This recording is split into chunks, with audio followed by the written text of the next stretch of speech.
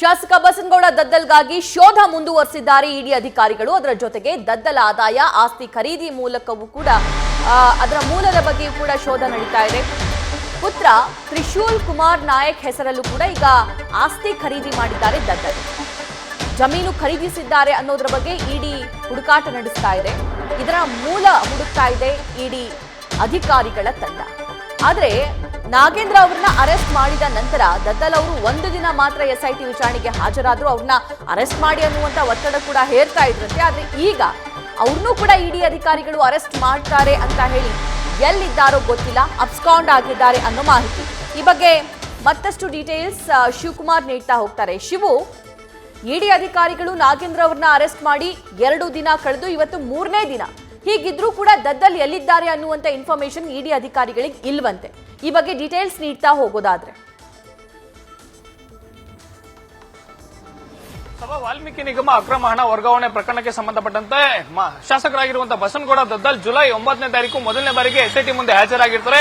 July 10ನೇ ತಾರೀಕು ಮತ್ತೆ ವಿಚಾರಣೆಗೆ ಬರಬೇಕಂತ ಎಸ್ಐಟಿ ಸೂಚನೆ ಕೊಟ್ಟಿರ್ತಾರೆ. ಈ ಮಧ್ಯೆ ಜುಲೈ 10ನೇ ತಾರೀಕು ಬೆಳಿಗ್ಗೆ ಇಡಿ ಅಧಿಕಾರಿಗಳು ದದ್ದಲ್ ಅವರ ನಿವಾಸದ ಮೇಲೆ ದಾಳಿಯನ್ನ ಮಾಡ್ತಾರೆ. ಜುಲೈ 10, 11 2 ದಿನಗಳ ಕಾಲ ಇಡಿ ವಿಚಾರಣೆಯನ್ನ ದದ್ದಲ್ ಎದುರಿಸಿರ್ತಾರೆ. ಜುಲೈ 12ನೇ ತಾರೀಕು ಬೆಳಿಗ್ಗೆ ಯಾವಾಗ ಇಡಿ ಅಧಿಕಾರಿಗಳು ಮಾಜಿ ಸಚಿವ ನಾಗೇಂದ್ರರನ್ನ ವಶಕ್ಕೆ ಪಡೆದು ಅರೆಸ್ಟ್ ಮಾಡ್ತಾರೆ, ದದ್ದಲ್ ಅವರು ನೇರವಾಗಿ ಎಸ್ಐಟಿ ಕಚೇರಿಗೆ ಬಂದು ವಿಚಾರಣೆಗೆ ಹಾಜರಾಗ್ತಾರೆ.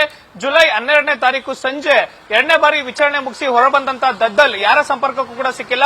ದದ್ದಲ್ ಅವರು ಸದ್ಯ ಯಲಗದಲ್ಲಿರುವಂತಹ ನಿವಾಸದಲ್ಲೂ ಕೂಡ ಇಲ್ಲ, ಜೊತೆಗೆ ಅವರು ರಾಯಚೂರಿನ ನಿವಾಸದಲ್ಲೂ ಕೂಡ ಇಲ್ಲ ಅನ್ನೋ ಮಾಹಿತಿ ಸದ್ಯಕ್ಕೆ ಸಿಕ್ತಿರುವಂತದ್ದು. ಅಂದ್ರೆ ಕಳೆದ 2 ದಿನಗಳಿಂದಲೂ ಕೂಡ ಶಾಸಕ ಬಸನಗೌಡ ದದ್ದಲ್ ಯಾರ ಸಂಪರ್ಕಕ್ಕೂ ಕೂಡ ಸಿಕ್ತಿಲ್ಲ ಒಂದ್ ಕಡೆ. ಆದ್ರೆ ಮತ್ತೊಂದ್ ಕಡೆ ಈ ನಡುವೆ ಕಳೆದ ತಿಂಗಳು ಶಾಸಕ ದದ್ದಲ್ ಅವರು ಅವರ ಮಗನ ಹೆಸರಿನಲ್ಲಿ ರಾಯಚೂರಿನ ಗಣದಿನ್ನೆ ಗ್ರಾಮದಲ್ಲಿ 4 ಎಕರೆ 31 ಗುಂಟೆ ಜಮೀನನ್ನ ಖರೀದಿಸಿರುವಂತಹ ಮಾಹಿತಿಯನ್ನ ಇಡಿ ಅಧಿಕಾರಿಗಳು ಈಗ ಆಲ್ರೆಡಿ ಕಲೆ ಹಾಕಿರುವಂತದ್ದು.